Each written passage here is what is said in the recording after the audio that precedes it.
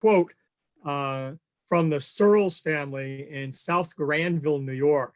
And the whole quote is, "We made about 6 barrels of cider we can drink if dry and give a poor traveler a mug if we please." And my talk today is about traditional cider and cider making here in the Northeast, or New England specifically. And it grows out of a grant-funded research program that I did while I was at Old Sturbridge Village, where we actually moved the cider mill, the Hutchins cider mill, from Wells, Maine, and reconstructed it at Old Sturbridge Village. And the reconstruction was just part of the work, because once we got, and I was on the crew that actually did the reconstruction of the building, the restoration and reconstruction, but also what were we going to do with it and how were we going to interpret it?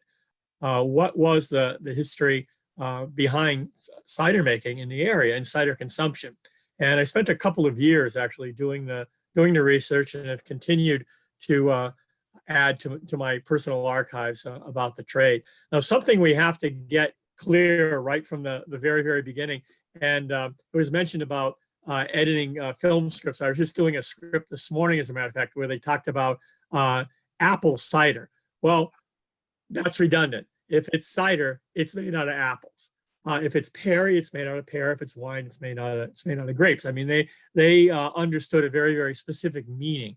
Also, just like wine is fermented and has an alcohol content, if you use the term cider, it means an alcoholic beverage. The United States is the only place in the world that if you use cider, somehow people think of sweet cider or the must from the mill, as it was referred to. And even today, if you get really close in on your label at your local orchard or in a grocery store, the unfermented juice is referred to as apple juice or sweet cider. Technically, anything that is called cider must be fermented. And that's just one of my bugaboos. If people say hard cider, that would be like saying fermented wine. Well, what else is there? You know, that's what wine means. So cider is a fermented beverage, and it would be traditionally between 4 and 8%. Once you get around 8% or higher, you run into a problem with the yeast that are doing the fermentation. But we'll get into fermentation details a little bit later in the talk. So let's talk about, to begin with, the orchard and the fruit, which of course you have to have before you have cider. You have to have the fruit. Now, one of the things that I looked at were genre paintings. And this is, I'm going to show a couple of watercolors here. This is a village, and I was very interested in the upper left-hand corner there because that's an orchard behind this very prosperous-looking house. And not only is it an orchard, but it's an orchard that likely shows different varieties of trees and trees of different ages. If you look at the size and stuff. So they're not all popsicle shaped or a lollipop, shaped trees that we had to do in elementary school. Also, it's very likely that the trees along the main road in the center of the photograph, genre painting, are apple trees as well, because one of the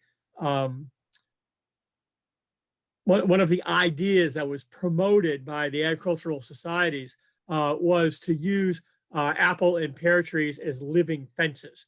So that very well could be a row of fruit trees or a row of nut trees, same application. Here's a close-up view of that likely orchard. And here's another painting, watercolor that was done with a little more regular looking trees. But I like the leaning trees. I like the trees that are not, again, a perfect lollipop shape, that there's an indication of what the orchard may in reality have looked like. And in fact, here's an apple orchard that has a restoration apple orchard that has vintage varieties of apples in it. And you can kind of see that the real trees are mimicking the lean in those early 19th century watercolor paintings. This is another view of a restoration orchard.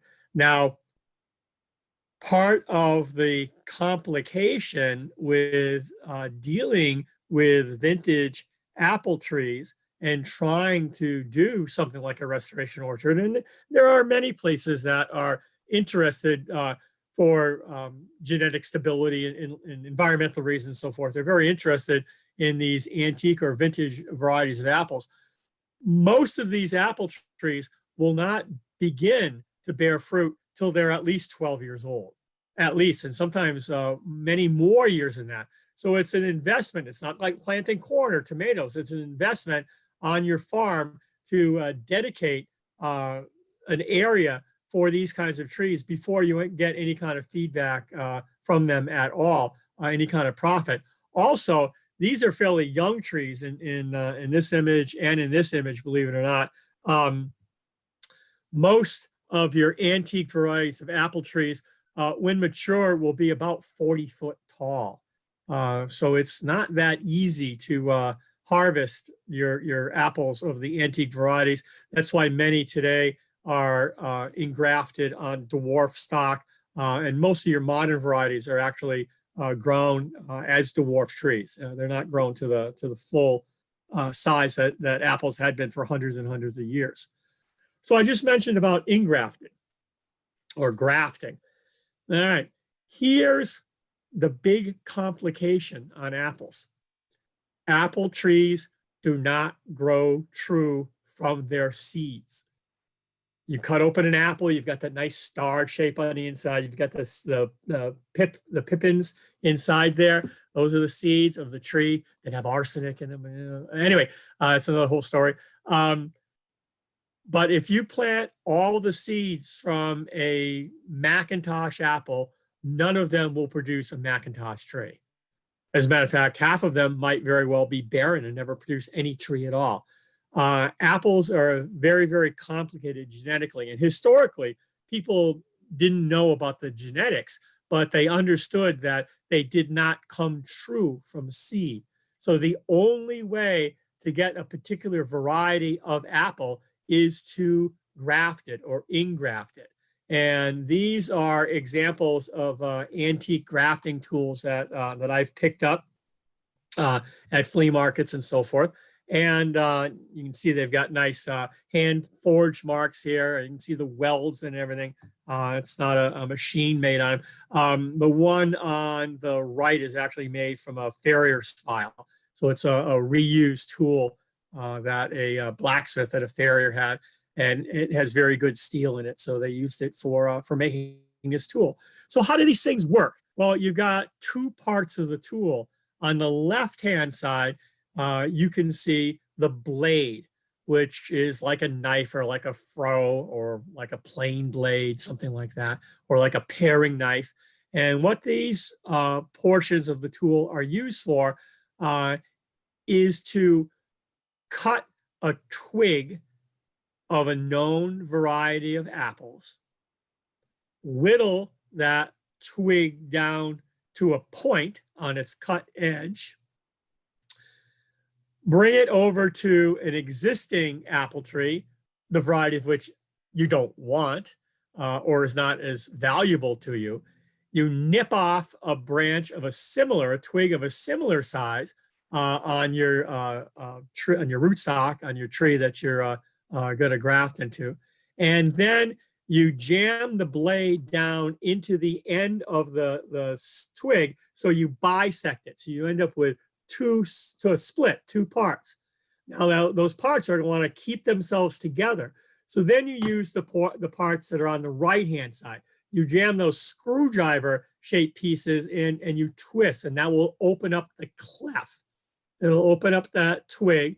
You insert the piece that you cut from your donor tree, the variety you want, and then you wrap it with linen twine.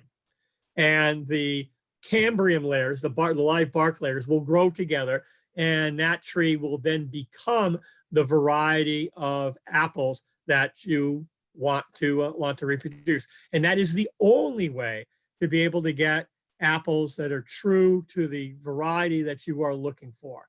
On top of all of that, another complication for the early New Englanders is the fact that there are no native apples in North America. Any apple you see anywhere in North America came from France or England or somewhere else. Most of them around here are from France or England. And they were all brought over either as seeds or as rootstock or as scions, as these cuttings are called, that you would use for grafting or ingrafting. It was curiosity for many settlers as they moved west to find orchards, apple orchards, because many native peoples, especially ones here in the Northeast, liked apples, and they actually brought them further out west. So as settlers went, they found apple orchards that had been established by Native American communities who were kind of adopting that European plant. We hear a lot about, you know, eating pumpkins and maize and things like that Europeans got from natives, but you don't hear as much about the natives liking some of the varieties that we had brought over from the old world, but apples were one of them. So that's how you would ingraft your tree. And here is one apple from a 40-foot apple tree that stands at the entrance to a working sand pit in central Massachusetts. It's the last apple survived, the last tree surviving from an orchard from the late 18th or early 19th century. It's one of the many varieties of transparents, as they were called. They have a very thin, not completely transparent, but an opaque skin where you can see the fruit on the inside, the body of the fruit on the inside.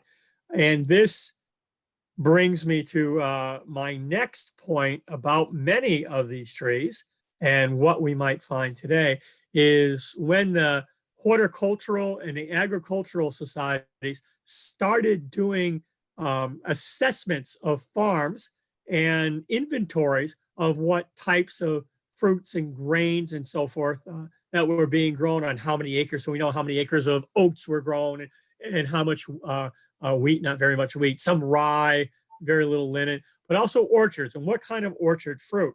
In 1837 in Massachusetts alone, there were 3,900 varieties of apples.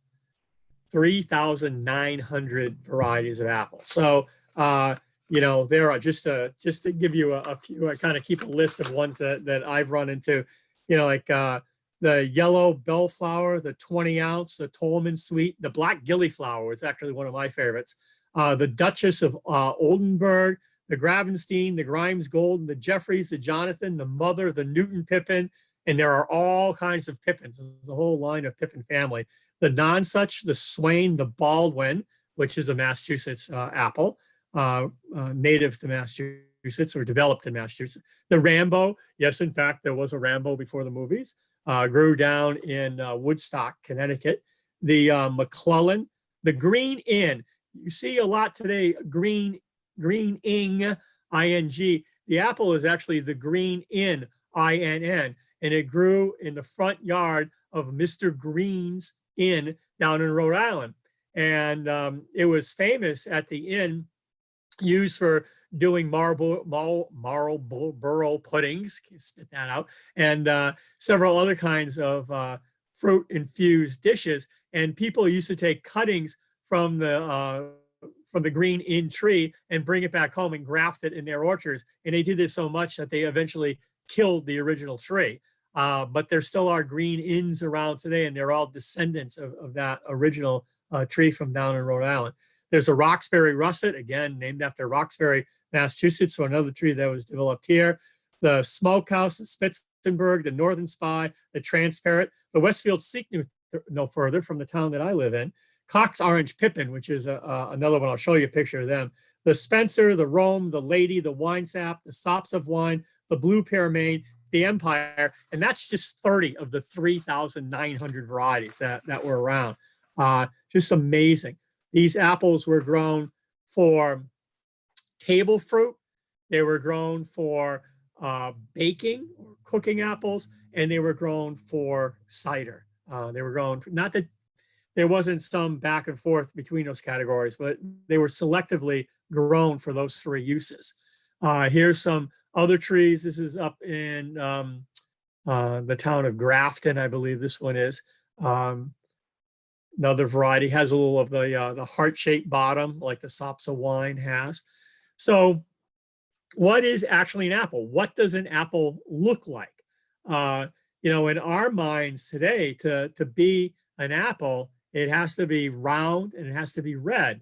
But as we see with russets and blue pearmains, which actually have a blue tint to them and so forth, they're not all that globular shape. As a matter of fact, if we look at the watercolors that were done of fruits in early Massachusetts, we're talking about 17th century, we find that what's called an apple is the shape of the fruit on the right here, and it's yellow, and the pears are the shape of the fruit on the left, and they were red.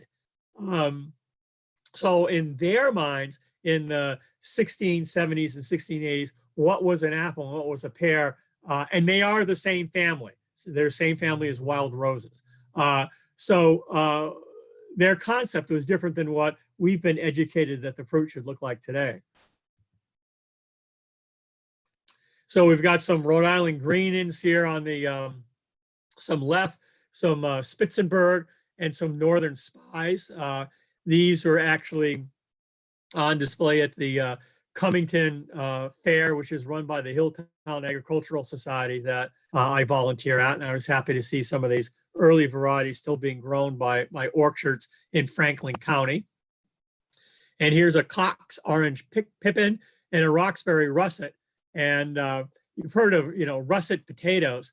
Well, Roxbury Russet apple has a skin that's very much like a russet potato skin. And that was one of the varieties that kept very well in the cellar. It would be considered a winter apple. So when we think of cider, a lot of us growing up thought of, apples that would be picked up off the ground, the apples that would not be the best fruit for keeping or making apple pies out of. And a lot of times that would be thrown into the batch to make your cider. And that certainly should have been a no-no in our day. And it was definitely a no-no during the 18th and the 19th century. And I'd like to read you another quote here from 1818. And this is in Hanson Hall's The Distiller, the book, The Distiller. The process of making cider is so simple. However, this very simplicity and the general knowledge of its operation tends to ruin 3/4 of all cider that is made. And one of the things that would ruin it would be to use fruit that had already started to decay or fruit that was bruised, because that definitely would affect the flavor of the finished product. When you're handling your fruit, you always have to make sure to handle it gently. There are actually baskets made, just like we have bushel baskets. Today, this is like a double bushel in size. Or here, we've got a flour barrel. This is a barrel that was not made to hold wet goods, but a barrel that was made to hold dry goods. And the apples are being put in there. And that's all to protect the apples. They also should not be stored. If they are stored between cider, before cider is being made, they should be stored on a platform or on some type of flooring on your barn floor. So here we have a platform with apples waiting to be made into cider, and they're even covered with a tarp, so they're not exposed to too much sunlight or too much rain that would change their texture before they go into the cider itself. So what about cider mills? Now, these are some cider mills that are from the 19th century, the latter part of the 19th century, that are still around today. But if we look at historic cider mills from the 18th and the early 19th century, we find that most people made their own cider, but most people did not have the equipment to make their own cider. People would bring their apples to a cider mill. And most cider mills look like a big shed. They were 25 by 25, 25 by 30, right in that range. Usually not bigger than that, usually not smaller than that. Between 21 and 25 feet is about the smallest you see.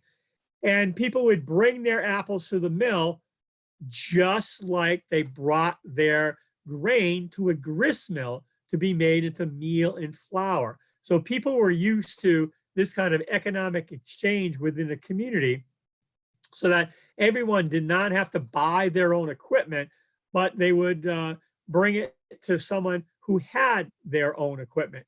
In most communities here in New England, statistically, when you look at all of the land records, the real estate records, the inventories done at the time of the dissolution of estates and so forth, you'll find that there are 4 or 5 mills per community that are operating. So actually about the same number of cider mills as there generally would be like blacksmith shops in a community. Unfortunately, what most people have in their mind's eye today when it comes to cider making are these kind of doodads.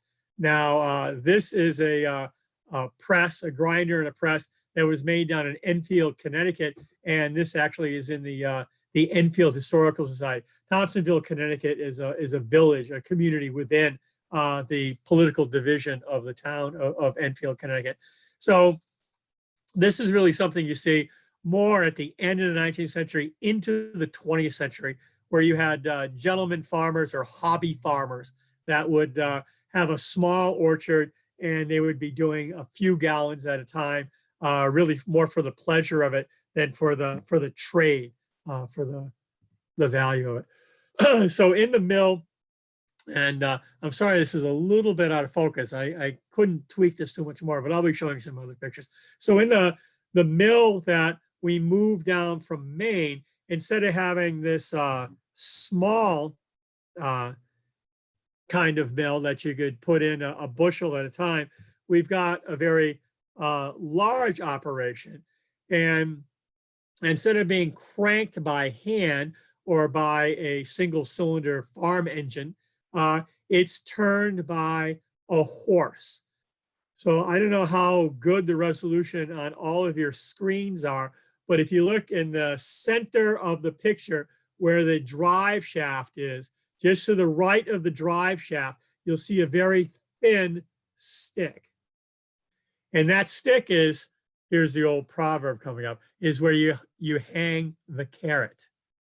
And you attach the horse to the boom in front, and the horse will walk towards the carrot, or what we generally did is we'd hang an apple because they like apples as well. And the horse would walk around in a circle and perform the first operation of making cider.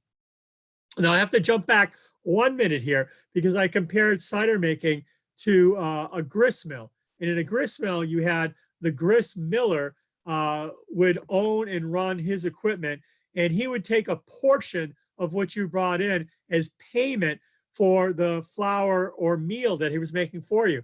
Well, in cider mills, it was a little bit of a curious variant of that. The cider mill owner owned the mill and he owned the machinery, but you ran it. So you would run the mill using his equipment. You might actually pay extra to use his horse that's used to running the mill. I've even seen in account books where people paid to use the miller's son, not use him that way, but to use the miller's son's skill, if you will, in the cider mill to help you make your cider. So you would wait your turn. Cider season began in September. It really peaked in October and declined pretty steadily through November. And there are some rare cases where you see cider being made in December, but usually by December, all of your sound fruit is put away in the cellar, and anything that could be eaten or dried was eaten and dried, and the rest made into cider. But it definitely had a seasonality to it. So you hook the horse up to the sweep, and the sweep walks in a circle, turning that drive shaft, and the drive shaft in turn turns a crown gear. So it's a round gear that has teeth on it, so it looks like a crown gear. And that crown gear will will engage the teeth on the drive shaft, and the drive shaft has on it these portions of mortises and tenons that fit together. Mortise comes from the Latin for mouth and tenon for teeth. So your teeth go in your mouth. So on this machine, you have the teeth will turn into pockets and the apples go in between. So you dump the apples into the hopper on top, the horse walks around and the teeth engage the apples, which pushes them into the pockets and that crushes them up. And there were all kinds of agricultural publications at the time that were advocates for loose runners and tight runners. Some people felt that you should adjust your grinding gears, crushing gears, so that they were so tight that you broke the seeds in the apple. That's how small it should be. Most people felt that it was injurious to crush them that small, that fine. So they were advocates for something in between, just breaking them open slightly and crushing them to the point where the seeds would be broken. So the two areas of that drive shaft, as I said, spin together and dump the fruit down into your trough in the bottom. And this is the crushed apples, or what's referred to as the pumice of the mill. The term pumice is actually used in lots of applications, but in this case, it's the crushed apples. Now they'd be left there. They'd be left there anywhere between 6 and 24 hours. Nowadays, you would never get away with it. That's against the law because that would cause contamination of the apples. And you couldn't have wooden machinery like this anyway. It has to all be stainless steel because it has to be sterilized between each batch. But never mind that. We're back in historic times. So you would allow the apples to mature. And what happens, what we know happens today, is crushing the fruit begins to break down the cell membranes, which exposes the juice to the air. And the juice have an acid content, and the air will begin to cause oxidation. That's why when you bite into the apple, it turns brown. It's oxidizing. It's rusting. It's oxidizing. So you have the oxidation of the fruit, and that helps to develop the flavor of the cider. Here's an example of a New York style crusher. I was just looking at a posting on Facebook of a William Sidney Mount painting from the second quarter of the 19th century. And it showed this kind of cider mill. And they were talking about cider making in New England. I said, that's not a New England cider crusher. That's a New York one. This is the kind that they use there. And yes, in fact, those are pumpkins in the mill. And I've seen references in Connecticut that if you did not have enough of your apples to make the volume your family required, go ahead and add some pumpkins in there to increase the volume. And I've always wanted to do that. I've made numbers of batches of cider, but I've never made one that had pumpkins. I'm sure it would, go really well at Dunkin' Donuts or something. I don't know. Pumpkin spice cider. Anyway, once you have the apples crushed and you're going to proceed to the next process, you want to make sure that all of the tools you use exclude any kind of metal. Because if the apples, once they're broken open and exposed to the air, come in contact with iron or brass or copper, it causes the metal to oxidize, and that will taint the flavor of the cider. So I've got a rake here and a couple of shovels, and these are all made out of wood, so that it doesn't ruin the flavor of the cider. The other thing you need is you need straw. Now, this is straw. Some of you may know this. Everybody would know this growing up on a farm in New England in the old days. This is why they used to drill troops by tying straw on one leg and hay on the other leg, because they might not have known the left from the right, but a farmer knows straw from hay. So you know to put hay foot, straw foot, you know how to march. Well, straw is the stalk of the plant that's left over after you harvest the grain. So if you're growing rye or you're growing oats, this happens to be rye here, you wait for the grain to mature in the field, then you cut it with a scythe or a sickle, and you gather it together, and it would be flailed to remove the grain and winnowed. And what's left over is straw. Straw is hollow. That's why our paper straws and our plastic straws are called straws, is because the straw of grain is hollow and it's very barky, and animals will not willingly eat it. Hay they will eat, straw they will not eat. So straw was used for bedding, but there was very, very little application for straw other than things like cider making, because you would use the straw in conjunction with frames, like I have pictures of here. These are the original frames that came with the Hutchins cider mill. And this would allow you to place your straw on the bed of your press. You would put all the straw running in one direction, shovel your pumice onto the straw, and then wrap the ends of the straw around the pumice to make a tight little package. Then you take your straw and run it at 90 degrees to the first bundle, pile it, wrap it, pile another one. You pile it up and up and up till you've got all of your apples encased in the straw. This is called a cheese. It's another term that we know from dairy, but what's happening in dairy is you're taking your curds and you're pressing them to remove all of that extra whey. Well, in the case of cider, you're pressing this mass to remove all of the juice. In the case of the dairy, obviously you're keeping the solids. In the case of cider, you're keeping liquids, but it's still referred to as a cheese. And this is the press. This is an all wood press. Most of your early mills were all wood. Rhode Island is the first area where you see iron screws come into regular use. But in most of New England in the 18th and right through the 19th century, it's always these wooden pieces. And the beam you see up top that the screws are threaded into, that's the most expensive part of the mill. That one piece of equipment threaded costs as much as the rest of the building. So there would be a craftsman that would cut the threads and then cut the beam to receive them to match the threads that he had cut on the screws. And the screws, each one of them is made from a solid piece of wood. So you therefore see the iron bands on the bottom, because like any kind of wood, when it seasons, it wants to open up. It wants to split and open up.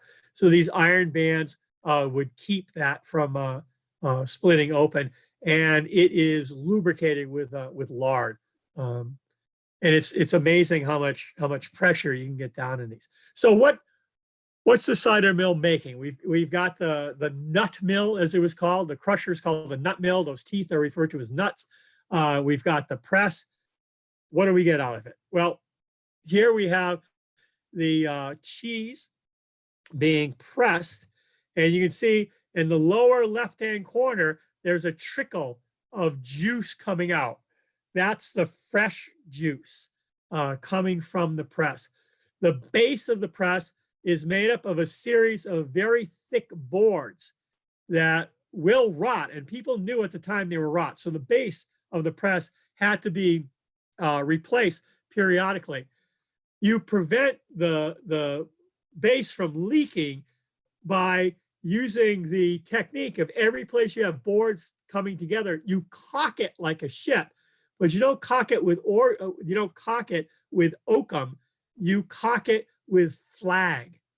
Flag is that wild iris that grows in the wetlands area.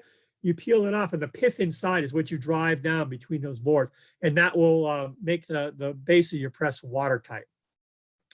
So the fresh juice comes out of the press bed, and you put it in barrels. Now the straw, not only on your cheese, helps to hold the apples together from just blowing apart when you bring the pressure down, but it also filters any solids out.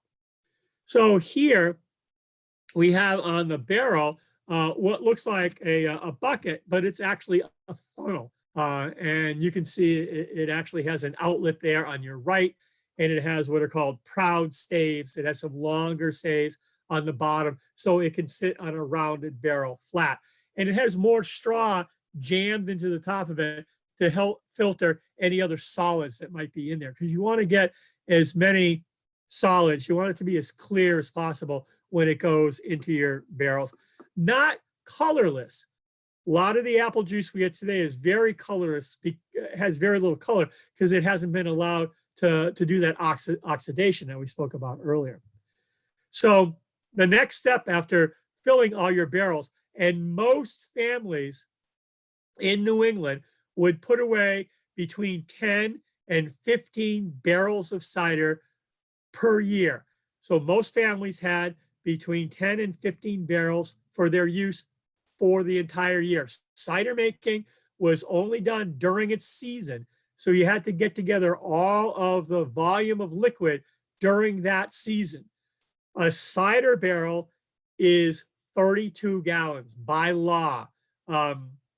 It had been a standard 31 and a half, 32, 32 and a half, varies a little bit over the years, but in the revised statutes of 1836 in the Commonwealth of Massachusetts, cider barrels by law were set as 32 gallons, same size that we use for some other liquids, but it varies from product to product. So the next step to happen is fermentation. And remember what you're looking at right here. Most people that do fermentation today are used to these things. These are airlocks. These keep the room air or the air from the cellar around where you have your juices, your fruit juices. It keeps that away so you can control what's going on in the barrel. That's a very modern approach to making cider. We get back to this slide. Cider was allowed to ferment by the yeast that lives on the skin of the fruit being washed through the pumice as it's pressed and carried along with the liquid off of that base out of the end of the platform and then placed into the barrels. So this apple juice, this fresh apple juice, is teeming with wild yeast. And those wild yeast is what causes fermentation. Probably most of you know this, but for those of you that don't, the yeast will eat the sugars that are in the juice. And after eating the sugars, it has two byproducts. One is carbon dioxide. That's why it fizzes. That's why champagne fizzes. And alcohol. That's its waste products. And the yeast will continue to work, will continue to eat the sugar for as long as there's sugar or until the environment of the juice becomes hostile to the yeast. And this gets back to the beginning where I said that cider would be between 4 and 8% alcohol. When it gets to be about 8%, the alcohol in the juice itself will start to kill the yeast. So it can't naturally ferment beyond that particular volume of alcohol. So it's kind of self-regulating. So modern people would look at your airlocks and would watch the bubbling, and when the bubbling stopped, they would know to draw it off and all that. So what we would do, and unfortunately I don't have a picture of this, I'm very sorry, but what we would do is we would watch that bunghole in the center of the barrel, and you'd see cider fizzing up around it. And then depending on the temperature and the humidity, you would start to see a solid foam form around the bunghole. And then you would see a white froth that looks just like whipped cream or shaving cream. It looks just like white shaving cream. So you know you're getting to the end when that happens. You have to watch it very closely at that point. And you can actually see on this barrel some white stains from that foam. The reason I don't have the picture is I went in to take the picture of this and somebody had swept off the top of the barrel on me. So I didn't get a chance to take a picture of it. But you would watch this white foam, and when it starts to crack, you start to get spots. So it looks like cinnamon sprinkled on the top, you know it's done. And at that point, you drive the you cover the bung hole up, and you would bring your cider to be stored. So this is a fairly long process. The fermentation would take, again, depending on the temperature and humidity, it might take a week or more to happen. And it's a matter of just letting it sit out in the open air for that entire time. Then you have to store it. Like I said, you've got these 10 plus barrels of cider that you have to deal with for the rest of the year. You would store it down in a root cellar. And this is the backside of a root cellar up in Antrim, New Hampshire, not far from where I used to live up there when I was working at Fort Number 4 in Charlestown. Here's a cellar that's still being used today, a stone cellar that has a modern, won't be a modern door, it has a batten door, but it's been kept up because it's still used for storage. And the inside of the cellars would be whitewashed. It was highly, highly recommended that your root cellars be whitewashed because the lime in the whitewash would keep the air fresh. You have to remember that you're storing a lot of things besides cider down here, and you've got a lot of, they didn't know about microbes, but you've got a lot of these microbes out in the air that will lead to like sour smells and will lead to spoilage of your fruits and your carrots and potatoes and things like that that are being stored. I have a root cellar under my home, and it was whitewashed. There's still are traces of whitewash down there. This is one that's under, this particular picture is one under a house as well. Since you have hundreds of gallons of cider, your anticipation is that you will drink this at every meal of the day. Cider was the #1 drink. Never mind what Boston Lager wants to tell you, that the Pilgrims and beer and all that stuff. Okay, that's hokum. They were drinking cider. Cider was the #1 drink. The people that came to this part of the New World, the areas that they came from in the Old World, were big time cider drinkers, and they knew that they would be taking a pitcher or two of cider for each meal, sending the kid down to the cellar to draw off cider from the barrel. Here's the problem. When you draw cider from the barrel, you introduce air from the outside. When you introduce air from the outside, you're introducing other microbes that you don't have any control over. And what happens is a natural decay. Fruit juice or apple juice will go to fermented juice, cider or wine, and then decay into vinegar. So unless you can use your entire 32-gallon barrel very quickly, you end up with a barrel of vinegar, which the family, for the most part, doesn't want to drink. So what you have to do is when you draw off that pitcher of cider and bring it up for your meal, you would take anything that was left over from the table and you would dump it into a keeler, which is a small tub, stave tub made by a cooper. You'd throw it by a keeler by the door, and that was your mother. That was the beginning of your vinegar. People wanted vinegar for cleaning and pickling and so forth, but they didn't want to have to be drinking it. You couldn't reintroduce it to the barrel. So once you got enough air introduced into the barrel, you had to do something, and that was called drawing off. And drawing off was done into junk bottles. And junk bottles were made by the millions over in England. There were bottle makers in this country as well. The green junk bottle is the most common. And you find, reading diaries and journals like I did studying this, that people would be drawing off somewhere around 200 bottles at a time, because each bottle is a quart or so. So they're made more or less standard, but they're not a sealable standard. So once you start the barrels going, they'd be drawn off the bottles, and these bottles would be stored in your cellar as well. These are a few examples of glass bottles, a stoneware bottle in the center, and a small redware ovoid jug on the bottom left there.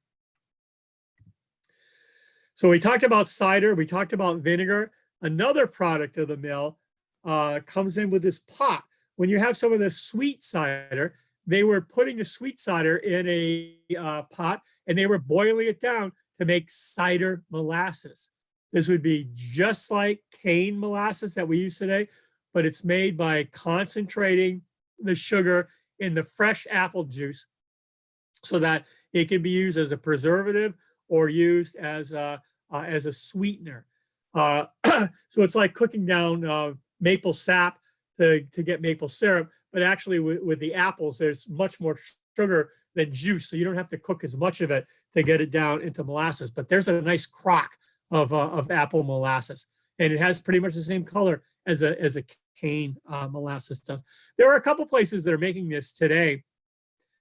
People every generation or so are rediscovering this. I mean, I was doing a lot of this work back in the 80s, and we were working with consultants with modern companies that were producing apple cider, and even one company that was producing apple molasses. Then it kind of goes out of the fashion, and it's come up again. And I've seen a couple of hipsters buying orchards and getting out, and they're going to do this new process for making molasses, which is hundreds of years old. But I guess it's nice that somebody's still doing it. It's nice to give a nod historically to what was going on. But anyway, it wasn't invented by my generation or the next generation. So something else you have left over, besides having the cider and the vinegar and the molasses, you also have all this pumice or the cheese.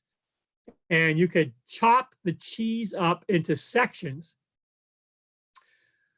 pour boiling water over it, and repress it, and you would get a small cider or a water cider, which does not have the amount of sugar in it, so it never gets to be as high of an alcohol volume during fermentation. And it's something that would be given to invalids. So not something that a normal, healthy, strapping young man or lady would want to have anything to do with this water cider or small cider. So what else do you do with it? Well, you chop it up. You can see the layers of apples that are still in there, and you throw it into your ox cart, and you can bring it back to your farm and use it for fertilizer on your orchard. There's still some goodness in it. So it still has enough viability that it makes a good fertilizer, just like any kind of organic material. But many agricultural publications warn people against doing this because it was very attractive to rodents. And once the rodents finish eating all of the seeds that's in the waste pumice, they will then eat the bark off your apple trees and girdling them, and that will kill them. And there goes your orchard. So again, you don't want it to go to waste. So some people would pile it up into a large pile, what we would call a compost heap today, and allow it to sit over the winter and have the water and the snow and the ice work on it. And then you would bring it out and fork it into your fields or into your orchard and use it for fertilizer. But other people said you should plow a furrow along your fence line. Remember those pictures we started with like 45 minutes ago? And there was those trees along the fence line. You would plow in all of the pumice, allow it to sprout, take out any weak sprouts the first year, fit it again the second year, and the third year, any strong saplings that are left can be engrafted. Remember, we talked about engrafting way back when. So that's where you would get your root stock for the expansion of your orchard, or to replace any older trees that you might have that were going by the board. But there was one other use for the waste of the cider mill. John Chapman, who was born in Leominster during the American Revolution. His father was a Revolutionary War soldier. His mother died of fever. His father gave John and his sister to his wife's sister, their aunt, to take care of them. When the war was over and he came home, he moved out here to the Connecticut River Valley and settled in what is now Long Meadow. It was still one of the outlying parishes of Springfield. And he grew up in Long Meadow, fell in love with a young lady there, and his family converted to the Swedenborgian church. And he decided his lot in life was to become a Swedenborgian missionary. And he moved out west, spreading the word of Swedenborg the prophet and planting apple trees. And he became known as Johnny Appleseed. The worst thing that ever happened to John Chapman is, in my opinion, is Walt Disney got a hold of him and made him into a cartoon character and made him into something funny, because he was a very complex, very, very interesting individual. He wasn't growing apple trees to spread apples. He was growing apple trees as an investment. He would buy a small plot of land in an outlying area, plant the trees, leave it for several years, then come back and sell the trees to homesteaders, because homesteaders could keep their land if they improved it. Planting a crop like rye and oats and so forth is one way to improve it, but you got much higher value if you planted orchards. So he could sell his trees that he planted from seeds that he got for nothing from cider mills when he brought the pumice off them and rinsed out the pumice in the nearby streams and rivers, collected bags of the seeds, planted these orchards, and then when his trees were all sold from his plot of land, he would then sell that plot of land off and move further out west. And that's how he became known as Johnny Appleseed. And he's a whole lecture by himself, the whole Swedenborgian church and his relationship with Native Americans and so forth. But since he's kind of a local boy in my particular area, and because he does tie in with cider and cider mills, I like to include him. So we come to the end of the era. So why don't we have the cider production and cider lore, like many other countries continue to do? Well, there's one word for it: temperance, the temperance movement. And the temperance movement entered the scene in the early 19th century, and they originally went after distilled liquids like whiskey and rum and so forth.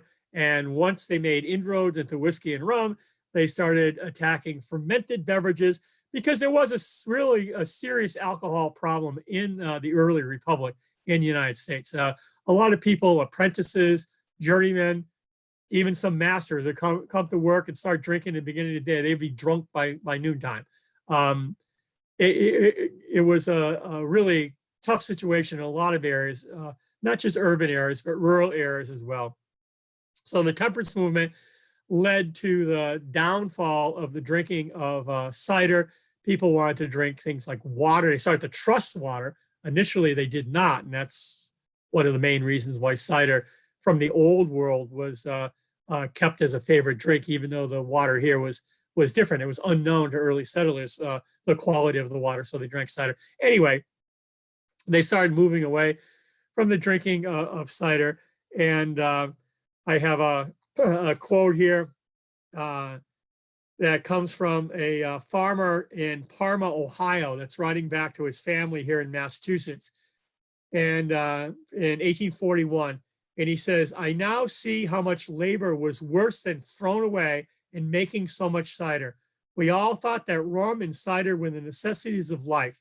And to get into the cellar, 20 barrels of cider, and then how many miles to travel to get it up and down the stairs, one quart at a time.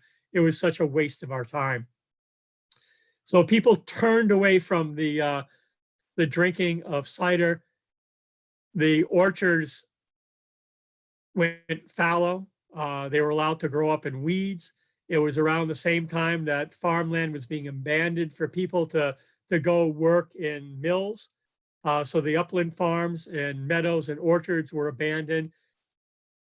And then we had the Depression in the beginning of the 20th century. And Theodore Roosevelt, under one of his works project administration, the WPA, hired young men to go out and cut down and burn old orchards, because the agricultural department said that they were harbingers of pests for the modern new age of orcharding. And that's why we don't have 3,500, 3,900. Some people have said as many as 5,000 varieties of apples in the United States up till 1850, is because the demand for cider was gone and the orchards were destroyed. And that's kind of the long and short part of my story. And I would be very happy if anybody's still awake to answer any questions. Anybody want to turn on their? No, nobody has anything. All right. Well, thank you very much for listening, everybody. Oh, It's hello. yes. Oh, yes. How many apples did you have to make that 32 gallons of cider? It all depends on what kind of apples. Some writers at the time said when you're planting your orchard, you should generally plan on 1 bushel per gallon. Some antique varieties of apple trees would give you 1 bushel of apples per year. That's it. Some would give you many bushels. Some would only yield every 2 to 3 years. So how many apples it would take? I mean, today you look at a Baldwin apple versus a Red Delicious or something. They're not the same size. They don't have the same liquid contained in each fruit. So it really varies quite a bit. And the best cider was always said, it is said today as well, to be made of a mixture of apples. You don't want to use just one varietal. You don't want to have just Macintosh for a more modern fruit, or just a Baldwin or a Russet or something like that. You want to mix it, you want to balance it like a wine or blend it. Then the homesteaders would have to have 20 to 50 trees planted easily. Yes. Yeah. Yes. Okay. Yeah. Wow. And that's not a particularly big orchard either of standard trees. That's not Okay. a very big. Okay. Wow. Thank you. Sure. No, this was very interesting. I liked it. Glad I tuned in. Thanks. Well, if there's not anything else, really, I want to thank you all for coming tonight. We'll have a couple of more talks on other subjects, and thank you all for listening. Dennis, we Yes. have somebody's asking. Hang on, let me see if I can unmute Okay. her. Lori, can you unmute yourself? Oh, there you are. Hi, can you hear me? Yes. Oh, okay. So I have 3 or 4 old ancient apple trees that I acquired on my property when I bought it about 23 years ago. Okay. And they've been pretty prolific, but I've never done anything with them. You should prune them. I should prune them. Okay. You should prune them mainly for the air circulation, which will help cut down on the mildews and the molds that will attack not just the fruit, but it attacks the tree as well. Okay. I think I used a service once that was called Apple Tree Rescue, but I think that person retired. Do you know of anyone who does that? Actually, Anybody that has a modern orchard, I mean, you still have to do pruning today. And if you've already had it done once, they've probably taken out the major problems, crossings and overhangs and any weak limbs that are too long and so forth. So you may just need a maintenance pruning. A lot of modern orchards will do an annual pruning, but it's not necessary to do it if you have old trees, standard trees. Most trees will, apple trees in our area, because of the kind of winters we have, will go for about 100, 110 years, and then they'll really decline. So you may have some very ancient varieties, but maybe the individual tree, not that 80 years is great for an apple tree, 100 years is good. So, but they may not quite go back to colonial times. okay. If you, I mean, I'd love to see some pictures of them or something sometime too. If you wouldn't mind sharing them sometime, I'd like that. Sure, I could do that. I could send That would be great. My email on the last slide, it's icecutternewengland@gmail.com. I will send you some pictures. Yeah, I would really love to see them. Thank you. Sure. Anyone else?